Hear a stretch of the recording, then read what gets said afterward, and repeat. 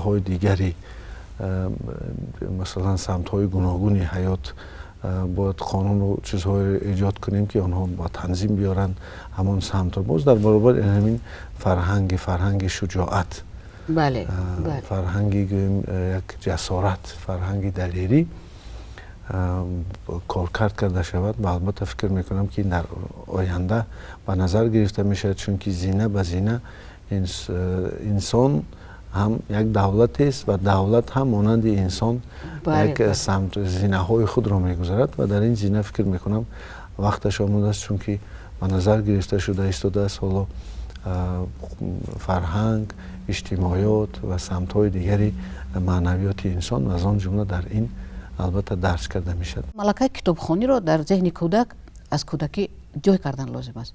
این وظیفه اول پدر مادر، بعدا و وظیفه جانی معارف است که مثلا در دوره کودکی ما من یاد دارم که در غیر از اون که ما خودمون کتاب درسی می‌خوندیم، غیر از کتاب درسی با کتاب درس ادبیات الهوگی بود، خریستماتیا بودند و غیر از این در هنگامی که ما به تعطیل می‌برآمدیم 3 تعطیل بود، در این 3 تعطیل برای ما رویخط کتاب‌ها پیشنهاد کرده می‌شدند. در کتابخانه مکتب این کتاب‌ها بودند و با ما گفته می‌شد که هر کودک میگفت که من فلان کتابا میخونم.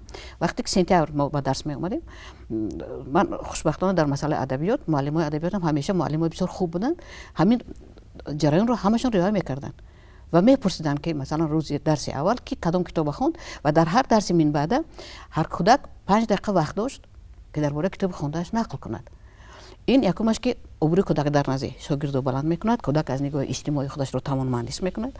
این برای کودک نورست بسیار مهم است. غیر از این وقتی که نظارت می شود و به ارج گذاشته می شود، خواهش من بعد کتاب خوندن هم زیاد می شود. در قدم اول ملکه کتابخوانی رو پرورش دادن لازم است و بعد از اون که ملکه خودش حاصل شد، کودک دیگر شما رو مجبور میکنید نمیکنید خودش به کتاب روزش نمیگذاره. مثلا من باور دارم که شما یا من اگر روز اقلا 20 صفحه کتاب نخونیم، همون بگو خوابتون نمیبرد. گرسنگی اطلاعاتی بله، این گرسنگی اطلاعاتی هست. بله، حاضر مثلا پیش کتاب کاغذی میخوندیم، حاضر کتاب الکترونیک. اگر پیش کتاب بدیهی میخوندیم، حاضر بیشتر کتاب علمی میخونیم. زیرا طلبات امروزه من و شما بر این یا که علمون دیگر همین خیلی است که غذای هر روزه ما باید از نگاه علم باشد. ولی وقتی که این ملکه نیست، انسان حتی که در حالتی که گرفتار میشود رو به کتاب نمیآورد.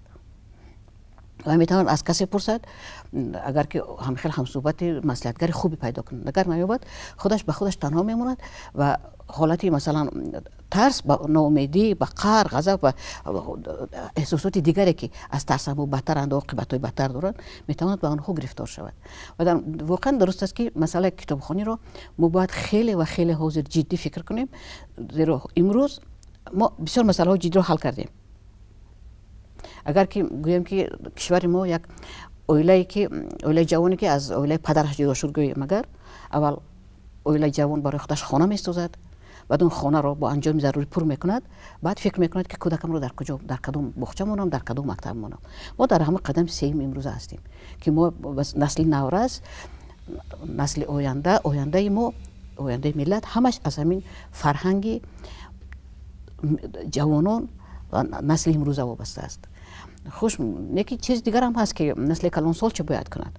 نسل کلانسال میتواند در حالت ترس های خودش باقی ماند، در همون از گرفتاری های خودش بیرون نرود، زیرا در این حالت میتواند در حالتی که جوانان میل آموزش دارند او رو دستگیری نکند یا حتی پخش کند. ما مثال ها رو میدونیم در روزگار که در دهه ها بعضن میشود که کودکی لیاقتناک پدر و مادرش میگن که بچه‌م چه میکنه خونده، همین دهقانی کن زندگی من گذرد و اون دانش ها، اون تلاش ها، اون استعداد عجیب اون فرزند میتواند سرکوب شود و هم برای خودش هم برای جامعه چیزی نآورد.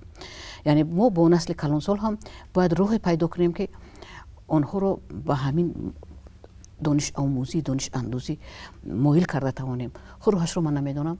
شاید در اتستاتسیه های هر ساله‌ای که مثلا در اداره ها میگذرانند، همین طرز گذراندن اتستاتسیه ها باید شاید مطرح شود از جانب روانشناسان هم، زیرا بعضا آنها بسیار شکل ظاهری دارند.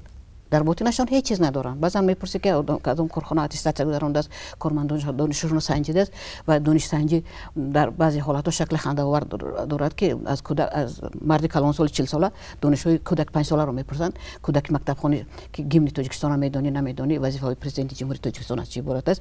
این چیزایی که اینو بچه‌های مکتبخانه باید دونند، نه مثلا کارمند یک اداره دولتی. شاید یک رویخط کتاب‌های باشد که پیشنهاد کرده شود پیش از اتستاتsia در دوام 6 ماه در دوام 1 سال که این کتاب رو خوندن یا نخوندن، از این کتاب‌ها چی برد کردن، چگونه دانش‌ها حاصل کردن و اون دانش‌ها رو چگونه در کار هر روزشون استفاده کرده میتوانند.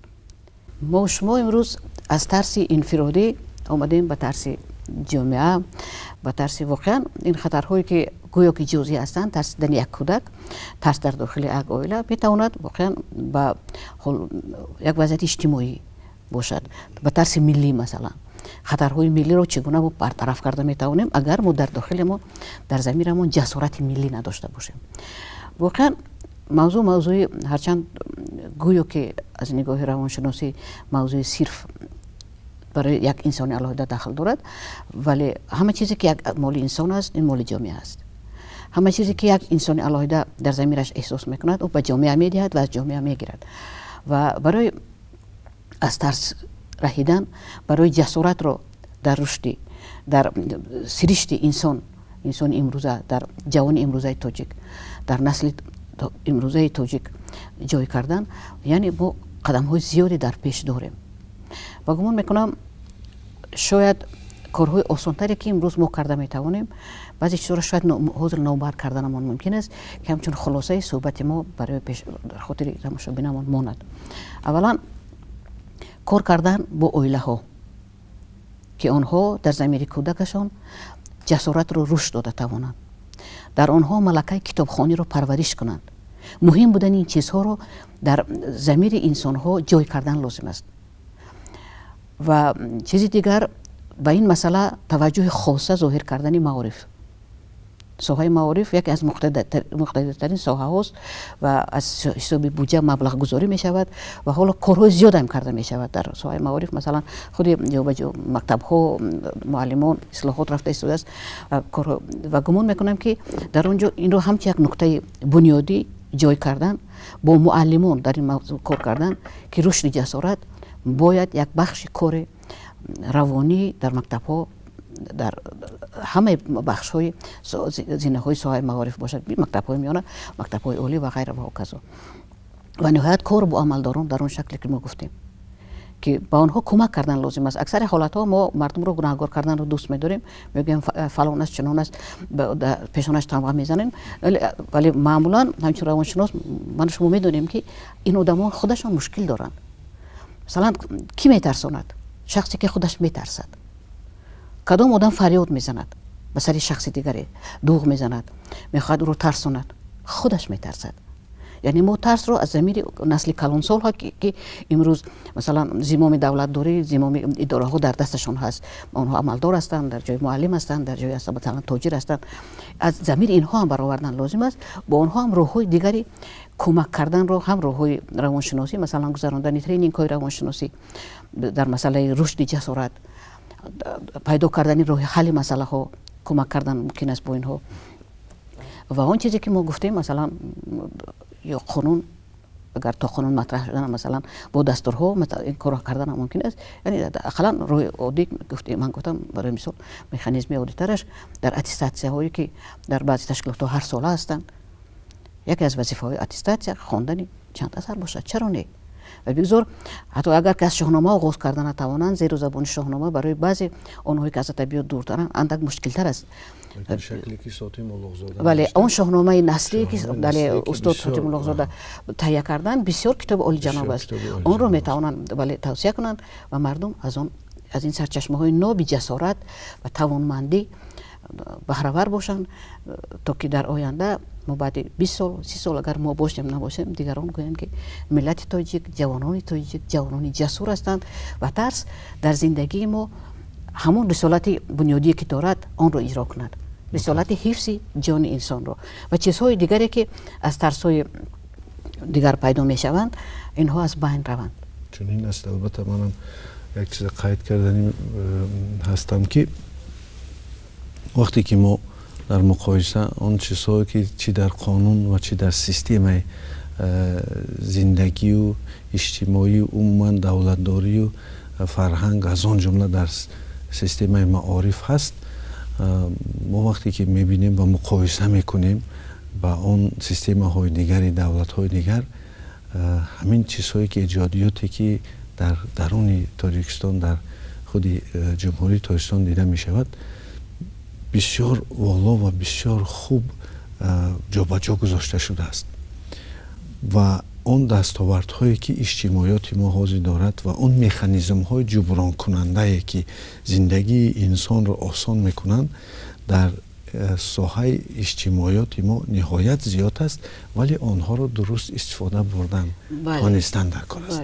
از آن جمله در معارف چنان چیزها سمت‌های عجیبی در سیستم معارف ما هست که اگر فقط خواهش باشد و این خواهش را ما برای چی مجبوری گفتیم باید شکل مجبوری باشد، چون که بسیار وقت آدمان چیزی نزدیک هم میبینن، دور را نمیبینن و برای اینکه دور را بینن مثلا باید اون رو با شکل قانون و مجبوری باشد که آن وقتی که آنها با اون زینه میآیند بعد میفهمن که این چیز خوب شد که همین کار مثلا در به شکل مجبوری بود و فقط اون رو تونسته استفاده بردن لازم است و به مردم این را شرح دادن لازم است که حتی که در یک مکتب عادی که در جمهوری تاجیکستان است، اگر مکانیزم های همون مکتب درست استفاده برده شود از اون بهترین طلبه رو تیار کردن ممکن است.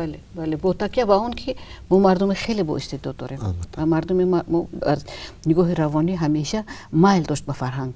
مردم فرهنگ‌گریز نیست، برعکس مردم فرهنگ تلاش است. بله و این نیروها رو استفاده کردنش رو شاید قدم نوبتی جامعه ما باشد و گمان میکنم وظیفه نسل زیایی که امروز قلمدار هستند، مینویسند، علمان ما، روانشناسان ما، شاید این باشد که همین مکانیزم ها رو از داخل فرهنگ ملی ما جدا کنیم، یک تا پیشنهاد کنیم که طرز استفاده عملی اون خیلی ثمرناک باشد. چنین بود برنامه امروزه ما در موضوع ترس. تماشاچیان عزیز تا صحبت آینده خوش باشد.